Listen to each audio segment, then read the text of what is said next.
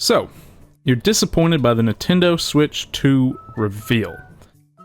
This honestly wasn't a video I was expecting to make, and I'm not even sure ultimately what my goal is, but I'm kind of blown away by the amount of just meh reactions to the Switch 2. It's really interesting to me. I thought we were all in agreement that we were excited for the Switch 2 to be revealed this year. Now let me say this. Just because I'm defending it now doesn't mean Nintendo can't or won't screw it up in the end.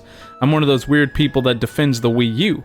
I think it's actually way better than the Wii, but ultimately history tells us that Nintendo screwed up what seemed like such an easy transition from one console to the next.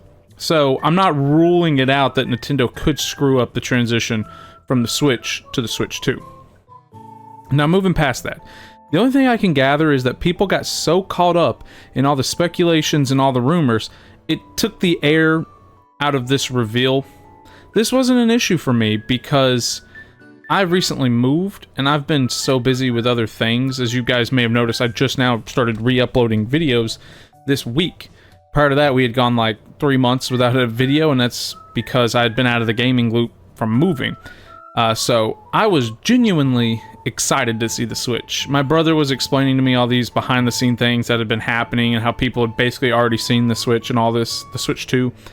So that problem didn't affect me. Now, on the other hand, the other thing I could see, and I've heard a little bit, is people seem to have said that they just didn't go in depth enough about anything, right? And they didn't show off any games really outside of a snippet of Mario Kart 9. They didn't even confirm it was Mario Party 9. Jessica had a funny line where she's like, well, it could be Mario Kart 8 Deluxe Deluxe. And I mean, I guess that's true, right? They could just run it back with a couple of new characters and a couple of different stages. That complaint I get a little more. However, at the same time, Nintendo did label this as just a first look. And trust me, I wanted to see more of the games myself. But you know just as well as I do, people are going to complain about the hardware specs no matter what they do. Even if they did a deep dive during the reveal, people would have complained and nitpicked the hardware regardless. Yet, when we get our hands on Mario Kart 9, the new 3D Mario game, and any of the other games we get later in its first year, you know, we did that video for realistic launch title. When we get those games, I promise you, people are going to start praising Nintendo again. They have always butchered the hardware side of things, yet have generally nailed the software side of things, and I see no reason to think that that won't continue during this iteration of the console. The Switch was never the most powerful console, so naturally, I'm not really expecting the Switch 2 to be the most powerful console. You know, would it be great if it rivaled whatever the PS6 is going to be? Sure, that would be great. But why does it feel like, you know, we'll be lucky to get, what, a PS4 Pro? You know, that's just where we're at.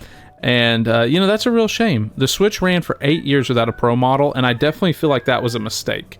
I remember when they were blaming COVID for messing up the production of the Switch Pro, and then 2 years later, people started getting ready for the Switch 2.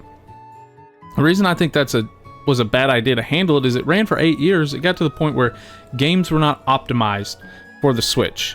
Cutscenes weren't doing well, action scenes were dragging. Some games got negatively reviewed because they just didn't run super well on the Switch, but it was an 8-year-old console, you know?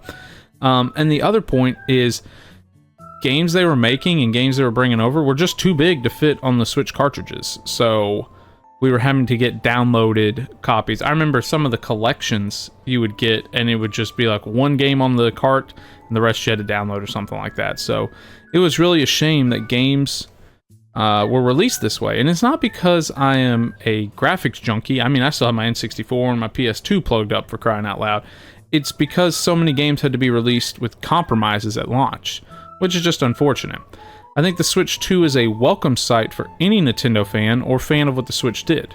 Now, I say we wait until the full presentation on April 2nd to cast judgment on Nintendo's next offering. When the games come out, we will forget how quote-unquote underwhelming this first look is. We will all have a better idea of how the launch is going to go come April, and whether we think they're going to actually screw up the launch or not. Just do yourself a favor and try to stay spoiler-free until then. So just consider this a PSA, guys. I'm not saying Nintendo can't screw this up or that they won't screw this up. I'm just saying all the people that were like, that was underwhelming. It's like, come on, guys. April 2nd is going to be the day where we really know if we've got a banger on our hands or if we got another Wii U on our hands, right? So let's stay spoiler free. Let's just enjoy the ride. Hopefully you guys come along with me. Don't forget to subscribe. Thank you guys for watching. I hope you all have a great day. Peace out.